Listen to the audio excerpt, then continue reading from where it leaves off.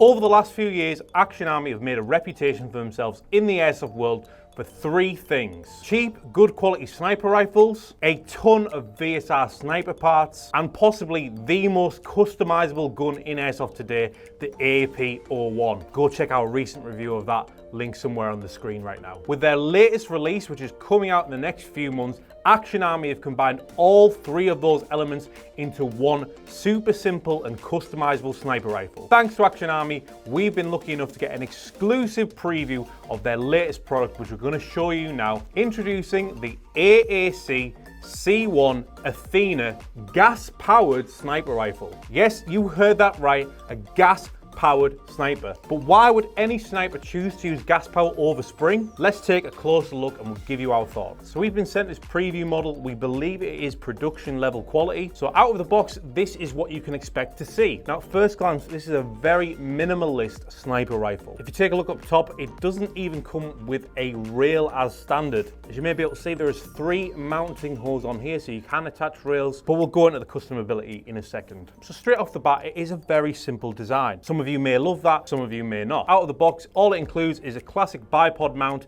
QD sockets, and some very simple iron sights on the top. When you pick up the AAC-C1, one of the first things you'll notice is just how lightweight this thing is. Almost 90 centimeters long, and it weighs less than 2 kilograms. Now, similar to the AAC-C1, the AAC-C1 is mostly made up of a polymer construction, which makes it extremely lightweight and easy to move around with. So this would be ideal for younger players who are looking to try out the sniper style of play, or this would be a great base for people that want good maneuverability and they don't want to lug around a heavy gun with them all day. Now, given how successful the AAC-C1 has been for them over the last few years, you can really see the influence of that pistol has had in the design of the AAC-C1. Much like the AAC, they've purposely gone with a very simple design because this thing is all about customability. They've gone with an innovative modular approach to this thing to make it future-proof. Throughout the life cycle of the AAC-C1, you're going to see more and more aftermarket parts come out for this thing, so you can transform it into the sniper rifle of your dreams.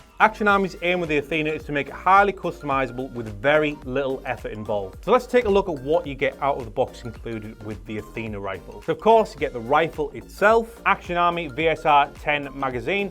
These things take VSR parts and mags, so that means that the gas goes in the gun itself. It goes in the cylinder at the top and not in the magazines, which means you can just use any VSR mags that you've got. They're nice and cheap if you don't already have them. And it means you're not forking out for some really expensive proprietary gas magazines as well. And as standard to power this thing, you get a CO2 cylinder included. But obviously, with customability in mind, that isn't the only way you can power this thing. Another great feature of the Athena rifle is how easy it is to adjust it on the go. No need to swap out springs or any complicated internal work. All you have to do is open up the top and swap out the cylinder. CO2 cylinders come in 4 varieties. The original one dual, which is what you get as standard with the gun. 3 other CO2 cylinders with 3 different muzzle velocity ratings. Got the least powerful, the M130, the mid-range, the M150, which as you can see is the one that we've been playing about with the most. Up top, the M170. These are all color-coded, so if you want to swap these out on the go during a game, it's easy to identify which muzzle velocity rating is which. If you're not a fan of CO2, you can also get green gas cylinders as well. To change a cylinder during a game, all you have to do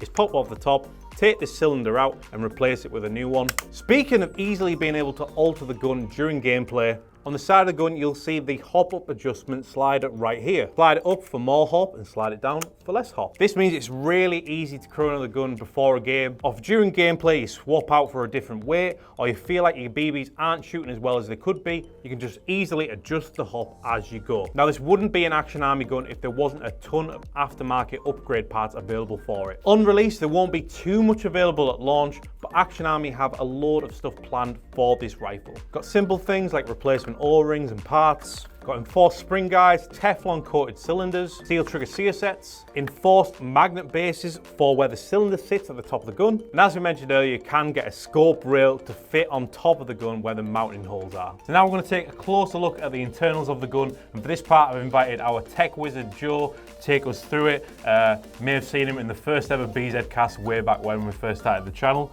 So Joe, over to you. What can you tell us about this great new sniper from Action Army? Yeah, so I mean, to be honest with you, both me and James, the other tech, were sceptical about this when we first got it in, because it is so different than other things that are on the market. We were like, why would you want to use CO2? There's actually a good few reasons for it. The trigger pull is lovely and light. It's just how easy it is to swap out as well. Different power cartridges, all available. Loads of different parts as well. But it is just a lovely, nice, easy functionality thing to use. By just putting, let's say, a fresh CO2 in, that'd be all. It takes all of seconds. It's mainly down to the trigger pull for me as to the main reason why you'd be using a CO2. So you get different power cartridges as well. It's nice and easy to tune. So yeah, with it being CO2, it is a nice, easy trigger pull. Not that it's a trigger pull, sorry. The entire action is lovely and smooth because the spring behind it, pushing it is so light. So the actual cocking back of it, there's almost no force involved at all. So for like a younger person wanting to snipe, no big heavy springs. As I say, we do have this clear demo model as well, which as I say does show off all the internals. We'll probably get some close-ups of this and show it how it all works. But it is full VSR compatibility when it comes to, I believe, your trigger. Certainly your hop unit, as I say, this is the front half of it. It does have their upgraded Action Army hop unit in, which is probably the most popular hop unit out there for VSRs. But yeah, as a platform, it's just good fun, nice and easy. But also you get a lot of shots out of it. We tested this on this yellow cylinder, which I believe is about an M150 equivalent power. And we got at least 50 shots out of it with it still doing good range. The entire length of our range on .4s, which it hopped out the box as well on this black demo model, which has the standard hop unit in, not even the upgraded one. But yeah, just as functionality to use, it is actually lovely, crisp and easy. So as we mentioned earlier, the C1 comes with a CO2 cylinder as standard, but green gas cylinders are available, and they also come with the M-rated cylinders. Which one would you recommend for a UK market? So having a quick test, it'll be the yellow one here, which is the M150. As I say, they're all color coded, I believe, 30 through 70, 30, 50, 70. And yeah, the M150 appears to be right on the money. So I'm going to very quickly show you just about changing the CO2. As I say, it's super easy. This little bit is on a spring, that just pulls back, that opens up. Now, as I was talking about that super easy spring earlier when it comes to cocking it back, that's how easy it is. This would obviously be filled with CO2, and it goes. And that is it now cocked, ready to go. So, and then, yeah, let's say honestly, the amount of effort you need to actually pull this back. Oh, there we go, nice, this here is minute. This spring is super easy. So yeah, but as I say, it is just that easy. And then again, to get it out, I normally recommend cocking it. And yeah, it just pulls forward slightly. The back of the, the front of the guide in here, if I pull this back slightly, there we go, we can get it easier. This part here is magnetized, so this will always pull back and stay in the same place. You also get upgraded ones of these as well. So there are upgraded parts available for both the spring guide and say this is your magnet piece that is just inside there. Great, so now all that's left to do is to take this thing down to our range. I'm going to chrono it on the standard CO2 cylinder, the green gas cylinder, and the recommended cylinder that Joe just took us through.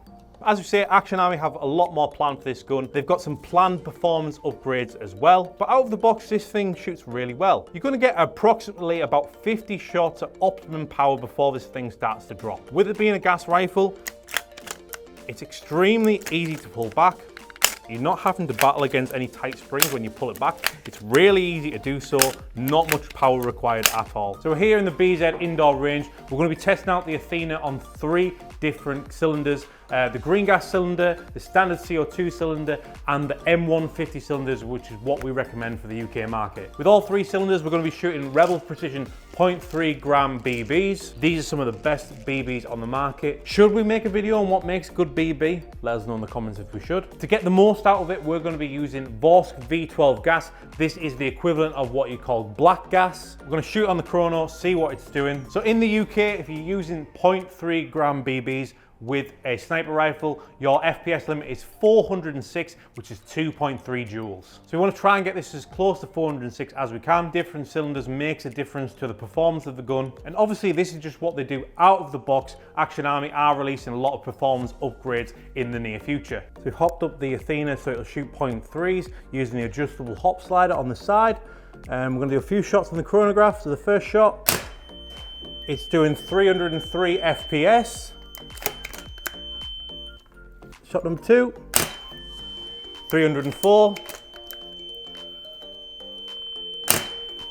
and 305 on the third shot. So that's an average of 304 FPS. So for an out-of-the-box green gas sniper, that's not too bad at all, especially for the price this thing's going to be. going to be around under £200. So now we're going to swap it out for the standard CO2 cylinder. You just open up the top. You want to rack it slightly back so the cylinder is exposed, and then you just pull it out just like that. So now we're going to insert the standard CO2 cylinder. We're going to be shooting 0.3s on this as well. So we haven't needed to adjust the hop on this thing. It's shooting just fine on this. So first shot is doing 246 FPS, so a lot lower than the green gas. Second shot is doing, again, 246. And third shot is 244, so a very consistent shot, a lot less powerful than the green gas. So let's try out the M150 cylinder, see what difference that makes. So if you're opting for CO2, this is the M150 cylinder. This is what we recommend in the UK. So as we've upped the muzzle velocity with the M150 cylinder, we've had to adjust the hop slightly. We've had to lower it because this is going to be a lot more powerful shot, as you're about to see. So on the first shot, we've done 435 FPS. Second shot is 443 FPS. And the third shot is 432 FPS. So this is the most powerful of the three cylinders that we've tested. So if you need even more power, you can go up to the M170 cylinder, the red cylinder. Also, we are shooting 0.3s on this thing, which is lower than you'd expect to use for a sniper rifle. And also we would recommend shooting something higher than a 0.3. This was just for our indoor range test. So, hopped in for 0.4s. Now see we're doing 350.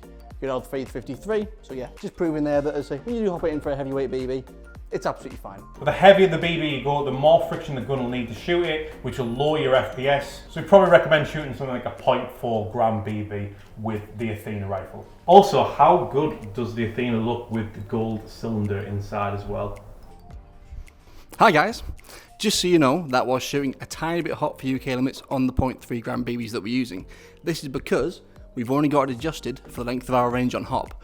When you go outside and you apply more hop, the FPS will come down. When we tested this on a 0.4 and it was hopped in for the best of our ability, it was absolutely fine on the joules. It was around about 2.2 joules. So yeah, that's why it is looking a little bit hot at the moment. So what are your initial thoughts on the AAC-C1 from Action Army? As we say, we were skeptical at first when we heard about a gas-powered sniper rifle. We've been really impressed by this thing. I think it will appeal to a lot of players, and we're really hoping that the Athena kind of becomes the AAP of the sniper world. We've seen that there's been hundreds and hundreds of accessories released for that pistol by Action Army and other companies. We did a little review of just some of them in our most recent video. Go check that out if you haven't already. And hopefully as time goes on, that will apply to the Athena. If you're looking for a good quality, cheap sniper rifle that you can build from the ground up, we think the Athena will be a great option. But we appreciate that gas power might not be for every sniper. So would you be interested in trying the AAC-C1 Athena? Let us know in the comments. You can expect to see the AAC-C1 Athena at BZ Tactical and around the UK in the next few months. And as always, remember to like and subscribe to BZ.